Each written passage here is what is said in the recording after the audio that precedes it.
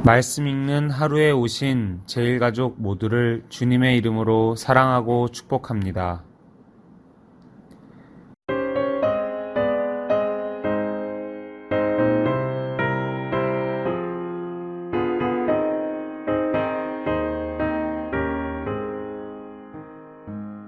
주여 지난 밤 내 꿈에 베었으니 그 꿈 이루어 주옵소서. 밤과 아침에 계시로 보여주사 항상 은혜를 주옵소서. 나의 놀라운 꿈 청량함 있기는 장차 큰 은혜 받을 표는 되오니 나의 놀라운 꿈 청량 이루어져 주님 얼굴을 배우리라. 마음 외롭고 아파서 낙심될 때 내게 소망을 주셨으며 내가 영광의 주님을 바라보니 앞길 환하게 보이도다. 나의 놀라운 꿈 청량감 있기는 장차 큰 은혜 받을 표나 되오니 나의 놀라운 꿈 청량 이루어져 주님 얼굴을 배우리라.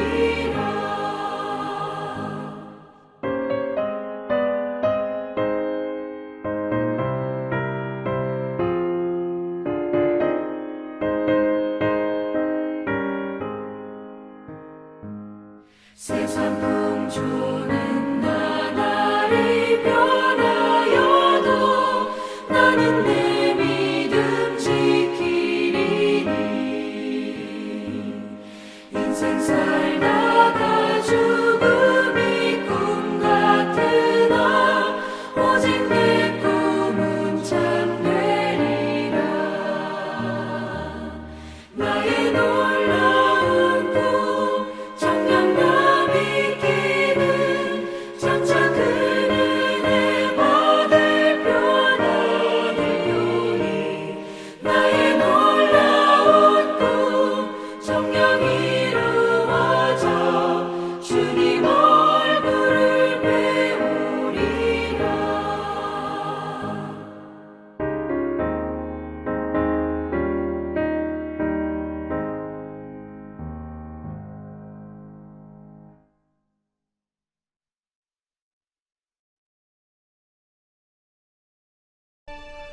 민족이 민족을, 나라가 나라를 대적하여 일어나겠고 곳곳에 큰 지진과 기근과 전염병이 있겠고 또 무서운 일과 하늘로부터 큰 징조들이 있으리라.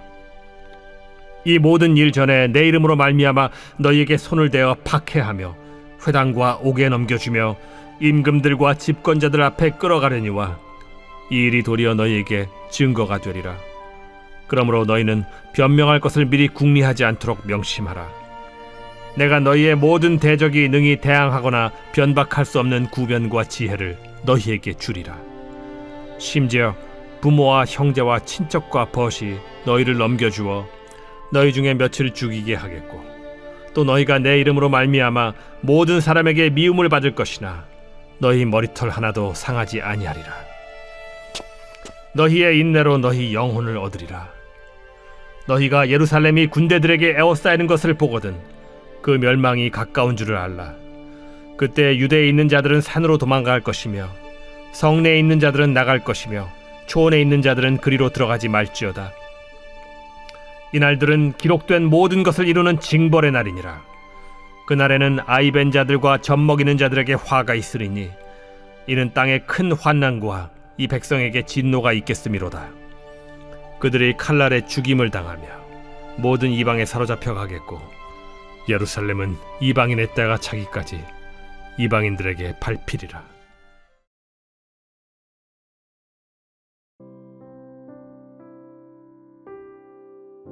종말에 일어날 일들. 제자들은 성전 파괴가 임박했을 때 어떤 일들이 일어날지 궁금해 했습니다. 이 질문에 대한 예수님의 가르침을 우리는 종말에 일어날 일들로 이해할 수 있습니다. 예수님이 종말에 일어날 일들을 미리 가르쳐 주신 이유는 우리가 경각심을 가지고 마지막 때를 살기 바라시는 마음 때문입니다. 우리는 어떤 자세와 마음가짐으로 종말의 때를 살아가야 할까요? 고난을 각오해야 합니다. 예수님이 경고하신 종말의 사회 분위기는 한마디로 혼란스럽습니다. 민족과 민족이, 나라와 나라가 서로 대적해 싸우며 지진과 기근, 전염병과 하늘의 징조들이 나타나 사람들을 혼란에 빠뜨릴 것입니다. 그러나 종말의 때에 무엇보다 그리스도인들에게 중요한 사건은 고난과 박해가 찾아온다는 것입니다. 예수님은 당신의 제자들이 박해받을 수밖에 없다는 것을 강조하셨습니다. 세상은 성도들에게 항상 적대감을 가지고 있습니다. 성도들은 감옥에 갇히고 고소당하며 고난의 한복판에 놓일 것입니다. 그러므로 종말의 때를 살아가는 우리는 고난과 어려움이 찾아오는 것을 두려워하거나 그런 일들 때문에 놀라지 말아야 합니다. 오히려 언제든지 우리의 믿음 때문에 고난받을 수 있다는 각오를 해야 합니다. 예수님은 우리가 고난 중에도 감당해야 할 사명이 있다고 말씀하십니다. 주님이 맡기신 영혼 구원과 이웃사랑의 사명은 우리가 어떤 상황에 처하든지 순종해야 할 중대한 사명입니다. 주님은 고난 중에 있는 당신의 백성에게 힘을 주실 것이며 복음의 진리로 세상을 구원하도록 도와주실 것입니다. 우리 주변에는 하나님을 거역하면서 그리스도인들에게 적의를 표현하는 사람들이 있습니다.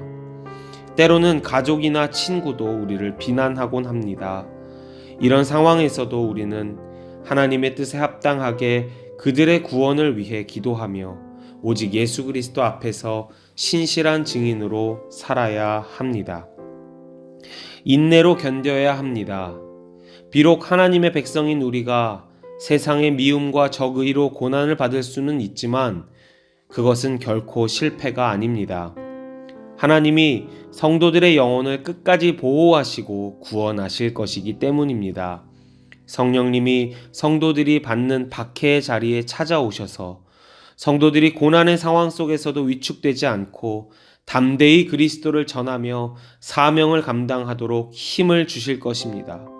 그러기에 성도들은 세상이 주는 고통과 혼란 가운데서 참고 견디며 하나님을 온전히 신뢰해야 합니다.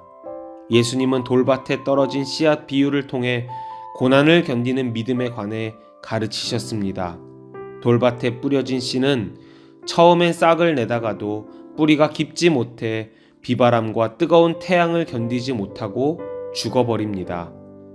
하나님의 말씀을 마음에 간직하고 말씀에 전적으로 순종할 때 고난 중에도 인내하며 믿음을 지킬 수 있습니다. 하나님의 능력의 말씀에 순종함으로 그 말씀이 우리 마음과 삶에 깊이 뿌리 내리면 고난을 당하더라도 흔들리지 않습니다. 이런 성도들만이 반석 위에 집은 세운 것처럼 지혜롭고 신실한 믿음으로 고난도 넉넉히 이길 수 있습니다. 그러므로 우리가 일상 속에서 하나님께 순종하며 사는지 돌아봐야 합니다. 우리에게 믿음을 훈련하고 말씀을 통해 영적 성숙을 이뤄갈 기회가 있음에 감사합시다. 그리고 믿음을 더욱 견고하게 세움으로 끝까지 인내하고 승리하는 삶을 살아갑시다. 종말의 시기에 그리스도인들은 박해당할 것입니다. 오직 하나님의 말씀에 뿌리 내린 사람들만이 그러한 고난과 박해 속에서도 흔들림 없이 믿음을 지킬 수 있습니다. 그러므로 하나님의 자녀들은 날마다 말씀을 읽고 기도하기를 게을리하지 말아야 합니다. 그래야 하나님의 말씀에 기꺼이 순종할 수 있고 끝까지 믿음을 지켜낼 수 있습니다. 기도하겠습니다. 혼란스러운 이 시대 상황 속에서 마지막 때를 살아가는 저희들을 불쌍히 여겨 주시기를 주님 기도합니다.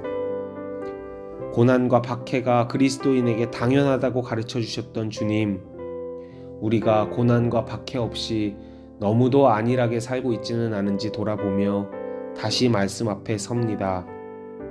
말씀이 우리 마음속에 심겨지게 하시고 잘 뿌리내려지게 하셔서 어떠한 고난과 박해도 감내하고 또 인내로 견뎌낼 수 있는 저희들 되게 하여 주시옵소서. 날마다 말씀을 가까이 하고 기도하기를 게을리하지 않아 우리가 어느 곳에 있든지 간에 하나님의 말씀에 뿌리 내린 사람들로 살아가게 하여 주시옵소서. 이 마지막 때를 살아가는데 필요한 능력과 또 도우심이 우리에게 날마다 있게 하여 주시옵소서. 예수님의 이름으로 기도드립니다. 아멘.